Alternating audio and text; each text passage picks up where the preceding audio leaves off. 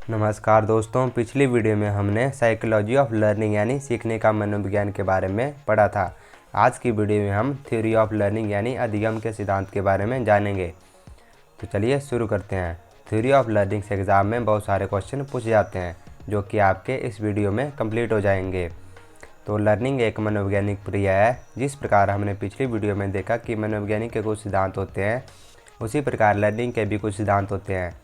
यदि हम इन्हीं सिद्धांतों के आधार पर किसी को भी शिक्षा देते हैं तो वह शिक्षा बहुत ही प्रभावशाली होती है, जिससे कि वह जल्दी सीखता है।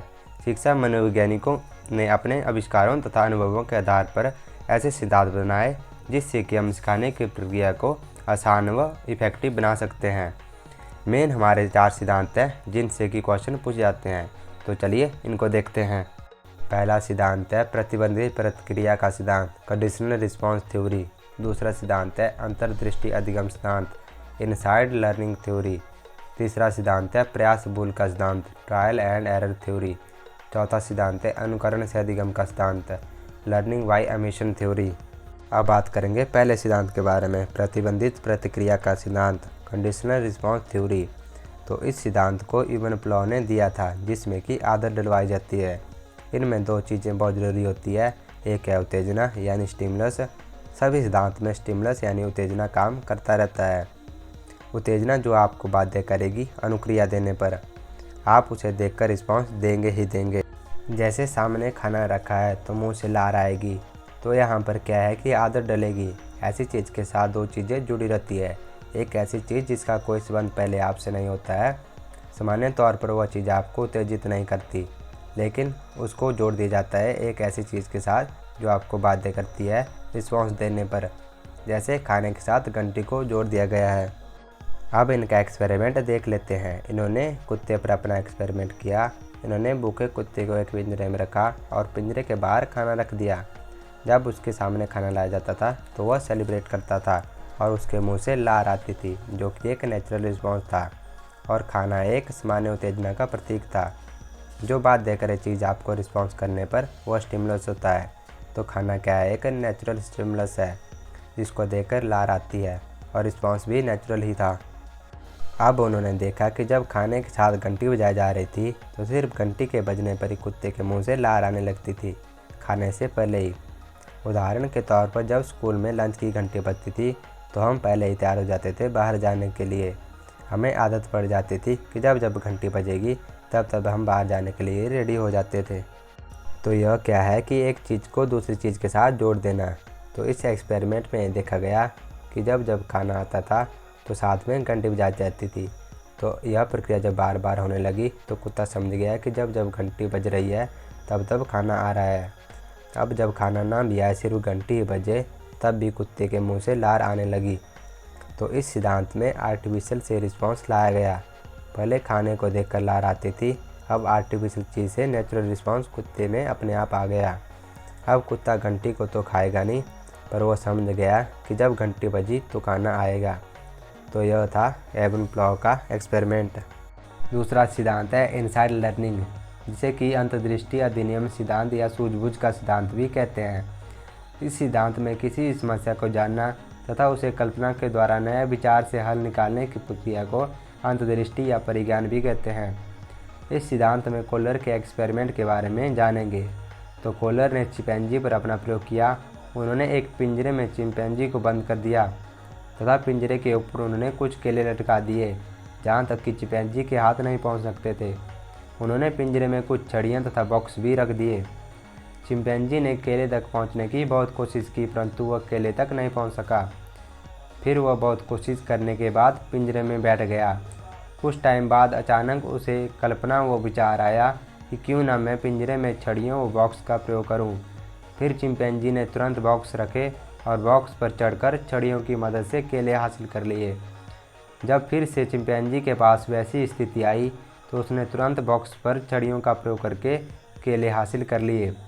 चिंपैंजी ने अपना पुराना अनुभव याद रखा तथा तुरंत समस्या का हल निकाल लिया तथा उसे सफलता भी मिल गई। कुछ बातें व्यक्ति को अपने अनुभवों से मिलती है और लंबे समय तक याद रहती है। तीसरा सिद्धांत है ट्रायल एंड एरर थ्योरी, जिसे भूल प्रयास का सिद्धांत या त्रुटि का सिद्धांत भी कहते हैं। इसी सिद्धांत से ज़्यादातर क्वेश्चन पूछे जाते हैं। इस सिद्धांत में बताया जाता है कि हमारे कोई लक्ष्य और उद्देश्य होते हैं और हम उन्हें हासिल करने के लिए हमेशा प्रयास करते हैं, लेकिन शुरू में हम कुछ गलतियां कर देते हैं, फिर उन गलतियों को सुधार कर पुनः प्रयास करते हैं और बार बार जब हम प्रयास करते हैं फिर हम लक्ष्य की प्राप्ति करते हैं।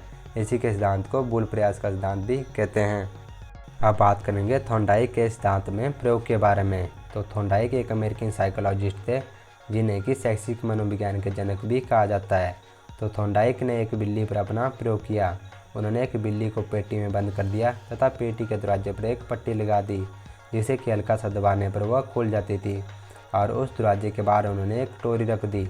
उस कटोरी में उन्होंने खाना रखा तथा वो कटोरी स्टिमुलस का काम कर रही थी, यानी कि उत्तेजना पैदा कर रही थी। जब बिल्ली को खाने की इच्छा हुई तो वह दरवाजे को खोलकर बाहर आने की कोशिश करने लगी। बिल्ली ने बहुत प्रयास किए परंतु वह विफल हुई और दरवाज़ा खुलने का नाम नहीं ले रहा था। फिर अचानक से इधर उधर दरवाजे पर पैर मारने से वह गलती से पैर उसका पट्टी पर लग गया और दरवाज़ा खुल गया। कई बार दोबारा फिर से बिल्ली को पेटी में बंद रखा। बिल्ली बार बार कुछ विफल प्रयासों के बाद उसका पैर पट्टी पर लग ही जाता था और दरवाज़ा खुल जाता था, मगर जब बार बार उसे प्रयास किया तो वह सफल होती रही। पहले दरवाज़ा खोलने में काफ़ी टाइम लग रहा था, फिर बार बार प्रैक्टिस से वह टाइम कम होने लगा तथा वह जल्दी बाहर आने लगी। जैसे हम कोई काम करते हैं और हम बार बार उस काम को करने में विफल हो जाते हैं, हमसे कुछ गलतियां होती हैं, फिर हम उन पुरानी गलतियों को सुधार कर फिर से ट्राई करते हैं और फिर उस काम में परफेक्ट हो जाते हैं, क्योंकि प्रैक्टिस से ही जल्दी सीखा जाता है। एक कहावत भी है, प्रैक्टिस मैन में एक परफेक्ट है। इसी प्रकार विद्यार्थियों को भी प्रैक्टिस करानी चाहिए जिससे कि वह जल्दी सीखे। थॉर्नडाइक के सिद्धांत में प्रैक्टिस को ज़्यादा महत्व दिया है। बिल्ली के सामने खाना रखा था और वो उत्तेजित हुई और प्रयास करने लगी। बिल्ली को खाना प्रयास करने के लिए मजबूर कर रहा था, इसलिए वह सक्सेस हुई। आप भी प्रैक्टिस करके अपनी लाइफ में सक्सेस हो सकते हो और लक्ष्य और उद्देश्य को भी प्राप्त कर सकते हैं। चौथा सिद्धांत है अनुकरण से अधिगम का सिद्धांत, लर्निंग बाय इमिटेशन थ्योरी। तो इस सिद्धांत में बताया गया है कि मनुष्य नकल करके बहुत सारी चीज़ें सीख जाता है। तो इस सिद्धांत को हिगेटरी नामक वैज्ञानिक ने उदाहरण देकर समझाया है। तो चलिए जान लेते हैं उनके उदाहरण के बारे में। तो हिगेटरी ने 2 बंदरों पर एक्सपेरिमेंट करके इस सिद्धांत को समझाया है। उन्होंने एक बंदर को पिंजरे में बंद रखा तथा खाने के लिए एक लोहे की नली के अंदर केले डाल दिए। जब बंदर को भूख लगी तो उसने उस नली को ज़मीन पर पटका, परंतु केले निकलने का नाम नहीं ले रहे थे और वह विफल हो रहा था। फिर उसने देखा कि पिंजरे में कुछ लकड़ी रखी है, तो उसने उस लकड़ी को नली में डालकर केले निकाले और वह सफल हो गया। यह सब बाजू के पिंजरे में बंद दूसरा बंदर देख रहा था। जब उसके पास नली के अंदर रखे केले आए तो उसने तुरंत बिना टाइम वेस्ट किए नली में लकड़ी डाली और केले निकाल दिए, क्योंकि उसने पहले वाले बंदर को देखा था और उसी प्रकार उसने नकल करके सफल हो गया और केले हासिल कर लिए। जैसे हम किसी को भी कोई चीज़ सिखाते हैं तो पहले उसके सामने खुद उस काम को करते हैं और फिर वह हमारी नकल करके सीख जाता है, जिससे कि टाइम की बचत होती है और वह जल्दी सीखता है। शिक्षा में इन सिद्धांतों का प्रयोग करके हम किसी भी काम को अच्छे से सिखा सकते हैं। तो इसी प्रकार हमारा आज का topic theory of learning complete होता है। तो आगे की वीडियो में हम मास्लो लॉ के बारे में डिस्कस करेंगे। तो मिलते हैं जल्दी अगली वीडियो में, तब तक के लिए जय हिंद जय भारत। अगर आपको मेरी वीडियो अच्छी लगी हो तो मेरे चैनल को सब्सक्राइब जरूर करें, तब बेल आइकन की घंटी जरूर दबा दें ताकि आपको मेरे आने वाली वीडियो की नोटिफिकेशन मिलती रहे।